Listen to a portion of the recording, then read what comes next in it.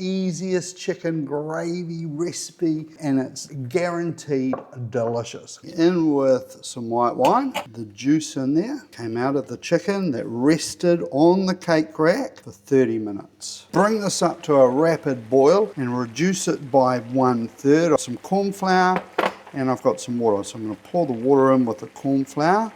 And I'll mix that up. I bet you're thinking, what about that chicken that's been sitting on the bench for 30 minutes?